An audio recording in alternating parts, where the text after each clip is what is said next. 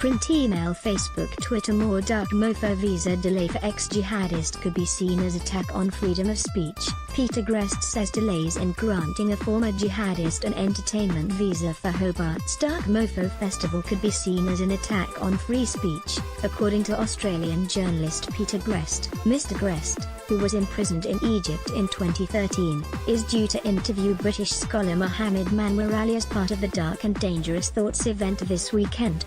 As the keynote speaker, Mr. Ali applied for an entertainment visa in April and is scheduled to fly into Hobart on Friday. Organizers said the Department of Home Affairs told them last week his visa would take many months to process.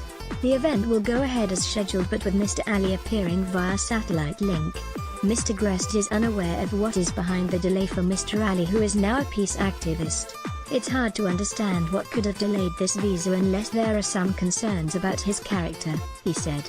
Unless Manwar finally does get a last-minute reprieve and a visa, I'm going to be speaking to him over a satellite link to London.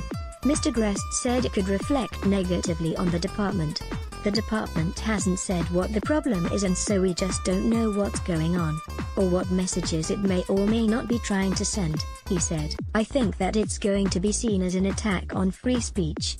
Mr. Greste said Mr. Ali has an important message. He's got a lot to teach us about the psychology of radicalism, he said. He's got a lot of really interesting things to say, and I think sometimes, frankly, some uncomfortable things to say, and I think we really need to hear it. His view was backed by the Tasmanian president of the Australian Lawyers Alliance, Fabriano Congelosi, who said the visa delay put freedom of speech at risk. Protecting the basic right to free speech is essential to maintaining the kind of country we all want to live in, Mr. Congelosi said. Strong and robust human rights protections mean we can say what is on our mind without fear, and we can be confident that we can go about our lives without being unjustly detained or restricted from movement. Dark and Dangerous Thoughts director Laura Croech said Mr. Ali had never been to Australia before. He doesn't have convictions, but he has spoken widely on his role as a jihadist who fought in the Middle East. But really importantly, since the year 2000 he has been a peace advocate, she said. My personal concern is that there may be an issue because Manwar Ali is a devout Muslim. Organizers said the application was lodged on April 30th and short visit visas usually took 3 weeks to process.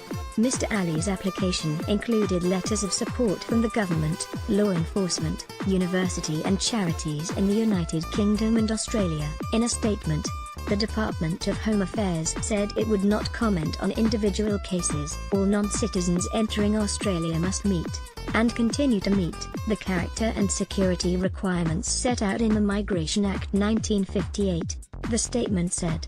There are strong provisions under the Act to refuse or cancel a visa where a person is found not to be of good character. Each case is assessed by the department on its own merits, which may impact on processing timeframes.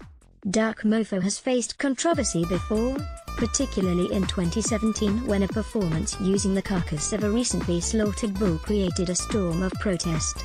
The one-off show, 150 Action, directed by 78-year-old Herman Nitsch, involved performers being stripped naked and doused in blood. More than 2,500 people registered for the show, with only a few hundred staying for the full performance, which climaxed with a mock fight over the entrails.